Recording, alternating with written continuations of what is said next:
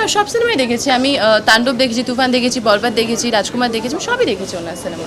নিজের কাছে যখন অফারটা আসলো খুশি হয়েছিলাম, ভীষণ খুশি হয়েছিলাম। ওই যে আমি বললাম না, আমরা আর্টিস্টরা নিজেদেরকে সবসময় বড় পর্দায় দেখতে চাই। আমরা যেহেতু সিনেমা দেখে বড় হয়েছি, আমরা বাঙালি, আমরা সিনেমা প্রেমী, তো আমরা চাই আমাদের নিজেদেরকে বড় পর্দায় দেখতে।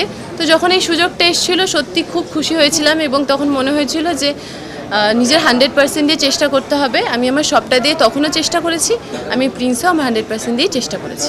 এদিকা দিয়ে আমারও মন জয় করে নিয়েছে, শুধু বাংলাদেশের দর্শক না। তো আমার ওকে ভীষণ পছন্দ, কিন্তু পার্থক্যটা কোথায় বলো তো? ও তো একটা আলাদা মানুষ আর আমি একটা আলাদা মানুষ। ভগবান আমাকে আলাদা অস্তিত্ব দিয়ে বানিয়েছে এবং আমি ওনার মতো হতে পারবো না, আমি ভাইয়ার মতো হতে পারবো না, আমি কারোর মতো হতে পারবো না। ওনার অভিনয় দক্ষতা ওনার মতো, আর ভগবান আমাকে যতটুকু দিয়ে পাঠিয়েছে আমি আমার মতো করে শুধুমাত্র চেষ্টা করতে পারি। আমি তো শুধুমাত্র চেষ্টাই করতে পারি, আমি দর্শককে ভালো লাগানোর চেষ্টাই করতে পারি। দর্শক কতটা ভালোবাসবে না বাসবে বা আমার চেষ্টাটা কতটা কার্যকর হবে সেটা তো দর্শক বলবে। আমি শাকিব খানের থেকে সম্পূর্ণ সাপোর্ট পেয়েছি। যদি 100%-এ তুমি হিসাব করো, 100%-ই আমি ওনার কাছ থেকে সাপোর্ট পেয়েছি। প্রত্যেকটা সিনে এই সিনটা এইভাবে করা যেতে পারে বা এই সিনটা আমরা এইভাবে করতে পারি। এবং ওই যে বললাম আমি একটু আগে যে ওনাকে আমি যেভাবে একটা ভালো সিনেমা বানানোর জন্য যেই ওনার মধ্যে যে খিদাটা আমি এখনও পর্যন্ত দেখি, এইটা আমার কাছে অনেক অনেক অনেক কিছু শেখার মতো। আর ওনার এই সিনেমাটার পিছনে বা আমিও তো ওনার সিনেমারই অডিয়েন্স, আমিও ওনার সিনেমা দেখেছি।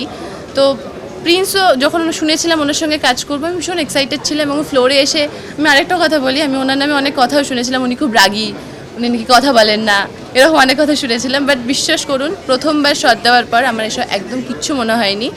প্রত্যেকটা মানুষ যদি আমাকে সাপোর্ট না করতো তাহলে হয়তো প্রিন্সে এই সোনিয়া চরিত্রটা যতটুকু দর্শক ভালোবেসেছে আমি এভাবে করতে পারতাম না। এবং তার মধ্যে শাকিব খানের ভূমিকা অনেক অনেক অনেক বেশি। ওনার কাছে এতগুলো কাজ বলি, উনি এতদিনের অভিজ্ঞ একজন মানুষ। ওনার যতদিনের ক্যারিয়ার আমার ততটা বয়সও না, আমি আবারও বলছি। তো ওনার কাছে এত কাজের অভিজ্ঞতা আছে, এত এত সিনেমা আছে ওনার ঝুলিতে বলতে পারো।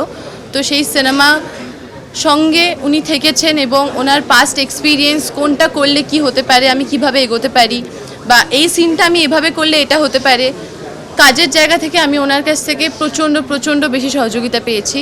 হয়তো ওই সহযোগিতা না পেলে সোনিয়া আর প্রিন্সের এই কেমিস্ট্রিটা তৈরি হতো না।